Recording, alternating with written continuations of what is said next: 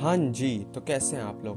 Hope करता हूँ बढ़िया ही होंगे। तो पिछले एक्सप्लेनेशन में हमने ये देखा था कि हमारे मूजांग ने फाइनली एंट्री ले ली थी डीमन स्लेयर्स के घर यानी डीमन स्लेयर हेडक्वार्टर में।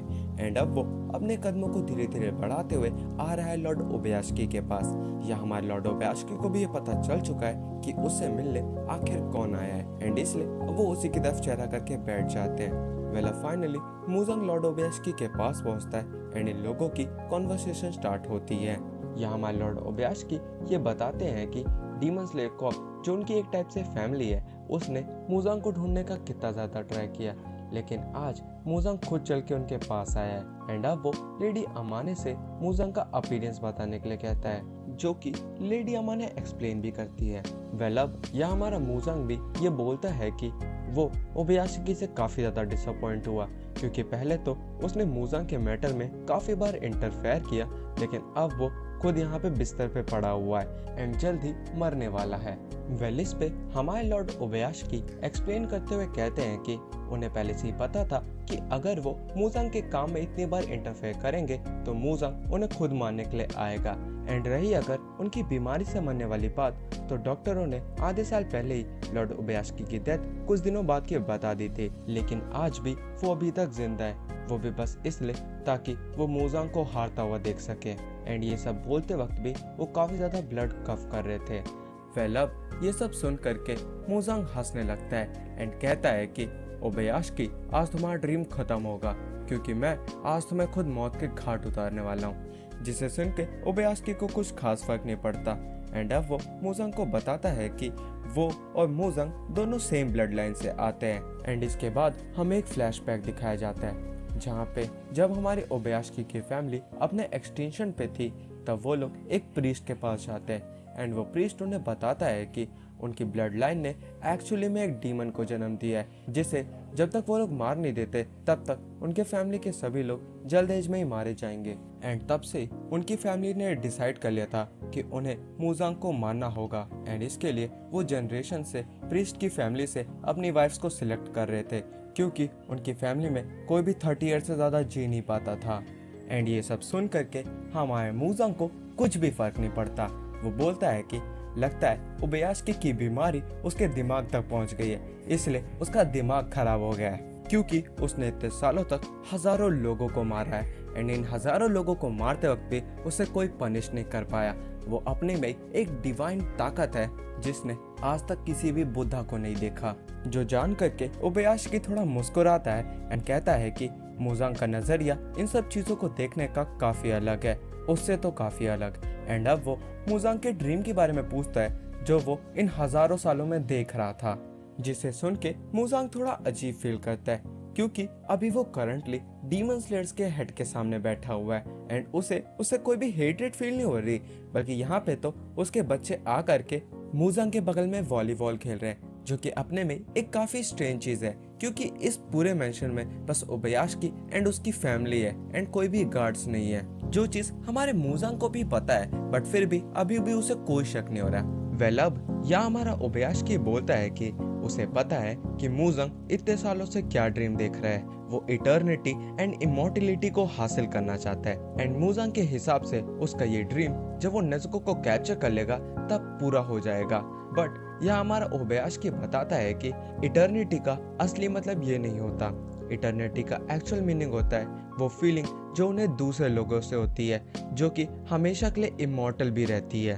बट हमारे मूजांग को ये सारी चीजें कैसे समझ में आए? वो तो इन सारी चीजों को एकदम बकवास मानता है और इन्हें नॉनसेंस कहता है। तो हमारा ओबयास्की उसे बताता है कि इन 1000 सालों में डीमन स्लेयर कॉप पे काफी दिक्कतें आई, लेकिन फिर भी वो गायब नहीं हुए, क्योंकि मूजांग ने जिन भी बच्चों को मारा है उनकी फीलिंग अब इटर्नल एंड इमॉर्टल हो चुकी है।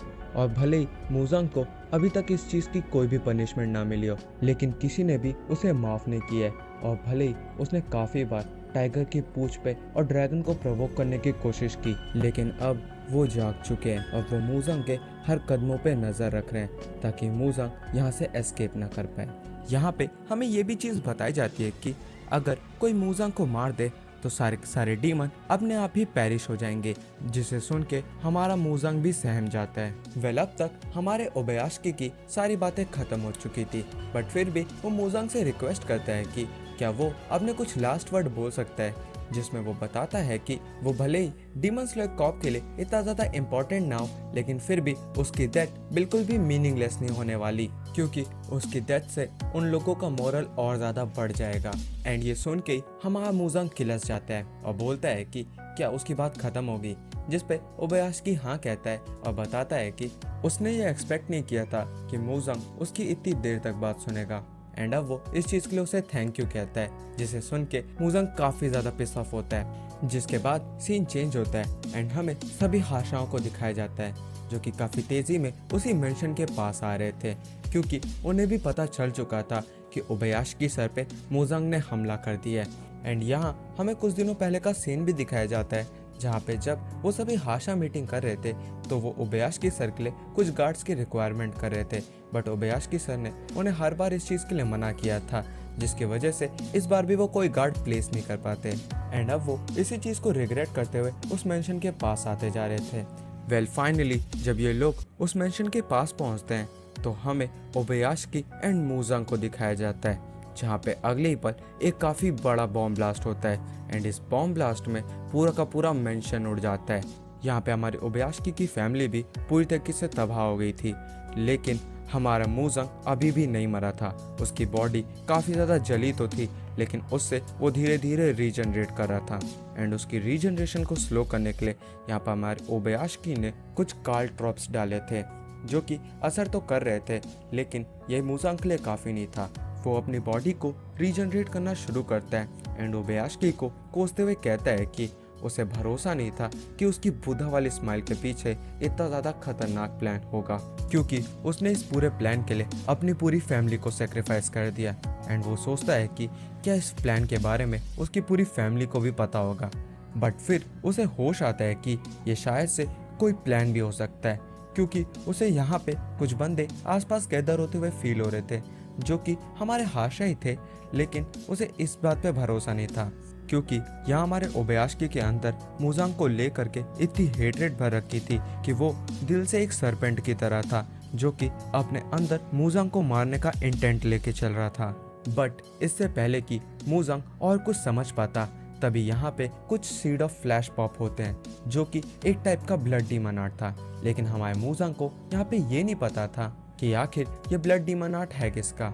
वेल अब ये ब्लड डीमन आर्ट मूजांग की बॉडी पे अटैक करता है। वो उसके अंदर काफी सारे थ्रोन्स पैदा करता है, जिसकी वजह से मूजांग अपनी बॉडी को मूव नहीं कर पाता, लेकिन फिर वो इन्हें अब्सॉर्ब करने का सोचता है। एंड जैसे वो इस प्रोसेस को स्टार्ट करता है, तभी हमारी लेडी तमायो एंट्री लेती है। वो आते ही मूजांग के अंदर अपनी फिस्ट घुसेड़ देती है। एंड ये सब देख करके हमारा मूजांग खुद काफी शॉक हो जाता है। वो सोचता है कि लेडी तमायो आखिर यहाँ पे क्या कर रही है एंड ये ब्लड डीमन आर्ट आखिर है किसका, जिस पे हमारी लेडी तमायो जवाब देती है कि ये ब्लड डीमन आर्ट उसी आसाकुसा का है, जिसे मूजांग ने पहले एक डीमन बना दिया था। एंड अभी जो फिस्ट मूजांग के अंदर है, उस फिस्ट के अंदर एक डीमन से ह्यूमन को बनाने की दवाई है, जिसे मूजांग ने एब्सॉर्ब कर लिया है। वेल ये सुन करके मूजांग कहता है कि आज तक ऐसी कोई भी दवाई नहीं बनी, जिस पे लेडी तमायो बताती है कि उन्होंने फाइनली इस दवाई को बना लिया है। भले वो इस चीज़ को अकेले नहीं बना पाई, लेकिन आज वो मूजांग को अपने साथ ही ख़त्म कर देगी।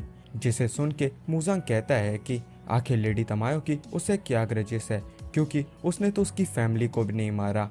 यहाँ पे लेडी तमायो ही थी जिसने अपने बच्चे एंड अपने पति को मारा था।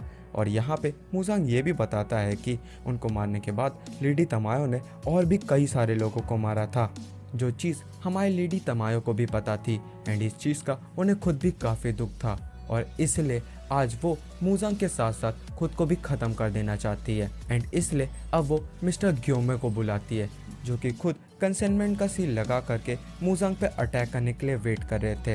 अब फाइनली वो अटैक करने के लिए आगे आते हैं एंड अपने वेपन से मूजांग का पूरा सर उड़ा देते हैं। लेकिन यहाँ दिक्कत की बात ये थी कि अगर आप मूजांग का सर भी काट देते हो तो भी वो मारा नहीं जाएगा, जो चीज़ हमारे मिस्टर ग्योमा को भी पता थी। एंड कैसे पता थी, इसके लिए हमें एक फ्लैशबैक दिखाया जाता है, जिसमें जिस दिन से ओबायाशी ने ग्योमा को प्रिजन से निकाला था उस दिन से लेकर के उनके अंतिम दिन तक ओबायाशी हमेशा ही सीरियस रहा करते थे। वो भले ही ग्योमा से एज में छोटे थे बट वो जानते थे कि उन्हें कब क्या कहना है।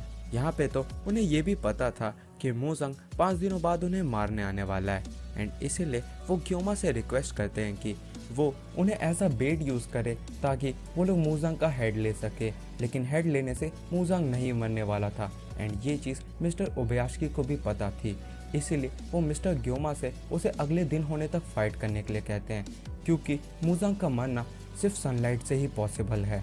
वेल यहाँ पे मूजंग के आने वाली बात उन्होंने अपने फोरसाइट से प्रेडिक्ट की थी जो कि उनके क्लैन की एक खासियत है। वेल फाइनली फ्लैशबैक एंड होता है और हमें मूजंग को रीजनरेट करते हुए दिखाया जाता है। यहाँ पे उसकी पूरी बॉडी काफ़ी फास्ट रीजनरेट कर रही थी जो किसी नॉर्मल डीमन के कंपेयर में काफ़ी ज़्यादा था एंड इस चीज़ को देख करके ग्योमा सोच में पड़ जाता है कि इतने खतरनाक अटैक्स के बाद भी मूजंग में इतनी सारी स्ट्रेंथ कैसे बची हुई है। बट इसका जवाब देने से पहले ही हमारा मूजंग ग्योमे पे ब्लैक ब्लड बम्बल से अटैक कर देता है। लेकिन हमारा ग्योमे भी यहाँ पे स्टोन ब्रीदिंग की थर्ड फॉर्म स्टोन स्किन से इसका काउंटर करता है जो कि देखने में काफ़ी ज़्यादा फैंटास्टिक था। वेल अब बाकी हाशा भी एक एक करके मेंशन के पास आते हैं। यहाँ पे उन सभी को डीमन तो दिखता है लेकिन उन्हें ये नहीं पता था कि यही लॉर्ड मूजंग है एंड जब ग्योमे उन सबको ये बात रिवील करता है तो उन सब के एक्सप्रेशन काफ़ी सीरियस हो जाते हैं। वो सारे मिल करके एक साथ मूजंग पे अटैक करने के लिए आते हैं एंड यहाँ हमारा मूजंग काफ़ी बड़े खतरे में जाते हुए दिखता है बट तभी उसके चेहरे में थोड़ी स्माइल आती है एंड हमें ग्राउंड से कुछ गेट खुलते हुए दिखते हैं जो कि एक्चुअली में नाकामी की पावर थी एंड अब यहाँ पे सारे हाशनाओं को इन्फिनिटी कैसल के अंदर खींच लिया जाता है एंड ये चीज़ खाली हाशनाओं के लिए नहीं रुकी थी। यहाँ पे उन्होंने पूरे डीमन स्लेयर कॉर्प को ही इन्फिनिटी कैसल के अंदर खींच लिया था जिसका मतलब था उन्होंने इनोसुके, ज़ेनित्सु, गेन्या एंड काफ़ी सारे डीमन स्लेयर मेंबर्स को यहाँ पे बुला लिया था। वेल यहाँ पे हमारा इनोसुके तो आकर के काफ़ी खुश होता है लेकिन दूसरी तरफ हमारा ज़ेनित्सु अब काफ़ी डिप्रेस हो चुका था एंड इन्हीं सब के बीच में हमारा तांजीरो जाके डायरेक्ट गिरता है मूजंग के सामने। यहाँ पे मूजंग अब उसे टॉन्ट करते हुए कहता है कि उन लोगों को क्या लगा उन्होंने मूजंग को कॉर्नर कर लिया है लेकिन अब वो लोग ही आज की रात मारे जाने वाले हैं। जिसे सुन के तांजीरो काफ़ी गुस्सा हो जाता है एंड गिरने से पहले वो मूजंग को धमकी देता है कि वो उसे ज़रूर मारेगा एंड इस धमकी को सुन के मूजंग उसे ट्राई करने के लिए कहता है एंड यहीं पे एपिसोड का एंड हो जाता है। तो अगर आपको यह एपिसोड पसंद आया तो प्लीज़ इस वीडियो को एक लाइक करें एंड चैनल को सब्सक्राइब करें। बाकी मेरे को कमेंट करके बताएं कि अब मेरे को क्या एक्सप्लेनेशन लानी चाहिए। तब तक के लिए मैं चलता हूँ, सायोनारा।